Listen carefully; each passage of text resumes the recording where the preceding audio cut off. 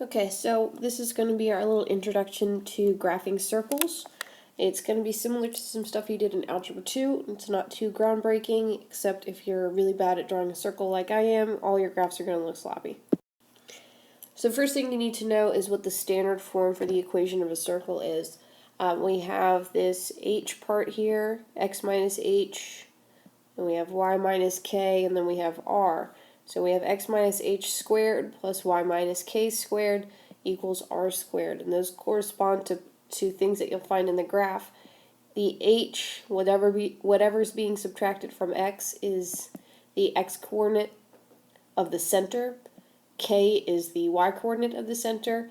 And whatever's being squared over on the other side of the equal sign will represent the radius. So for example, if I was given this equation here, x minus 3 squared plus y minus 4 squared, first I want to figure out, alright, what's being subtracted from x? That's 3. What's being subtracted from y? That's 4. So I know that my center is going to be at 3, 4. And then I'm going to look over here and see what's being squared on the other side. And it's 5 that's being squared, so we have a radius here of 1, 2, 3, 4, 5. So going the other direction, if I have to graph, I'm going to figure out what my h and k are. So 2 is being subtracted from x. Now this is a positive 5 here, so I'm going to flip the sign.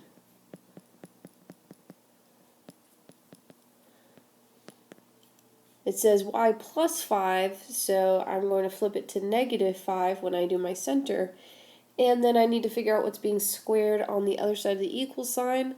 9 equals 3 squared, so the radius is 3. I'm going to count by 2's to do this, so I'm going to go, here's 2. So I'm going to go over 2 and down 5. There's my center, kind of rough like I said. Then I need to do a radius of 3. So I'm going to give myself little tick marks so I get something that looks kind of like a circle when I'm done. And then I connect them. And there it is, my rough little circle there. Going the other direction, still going to figure out what h, k, and r are, and then plug them back into our equation. So in this first one, well, the coordinates of the center, we have the center's at 0, 0. This is given here, but you might have to figure it out. And the radius equals, we can count straight across, it's the easiest. We get a radius of 4. If the circle doesn't pass through something easy like that, like maybe it passes between two numbers, you might have to look somewhere on the diagonal because the radius will still be the distance from the center to the outside. It just might not be on one of our grid lines. So h is 0 from the x-coordinate, k is 0 from the y-coordinate, r is 4. So we plug this in. We're going to do x minus 0 squared plus y minus 0 squared equals 4 squared. And when I start simplifying that, I get x squared plus y squared equals 16. Now this other one should look familiar because we've already kind of looked at this graph here. We have a center at 2, negative 5, so don't forget that we have to switch the sign for the negative. So if I was looking here, I would first have to figure out these coordinates. H is 2, K is negative 5. And then the radius, counting from here to the outside, we get 3.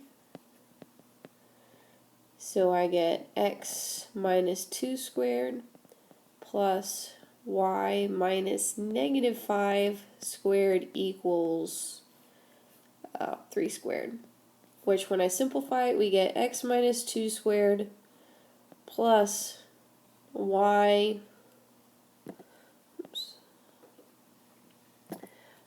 plus 5 squared equals 9. And that's the final answer. So this is the very first lesson in a unit that's called conics. Conics is going to deal with not just circles, but some other shapes too. One is the ellipse, one is the hyperbola, and we're actually going to look at the parabola again, something that you did in Algebra 2, but now we're going to do, give it a new spin on it when we do our conics section.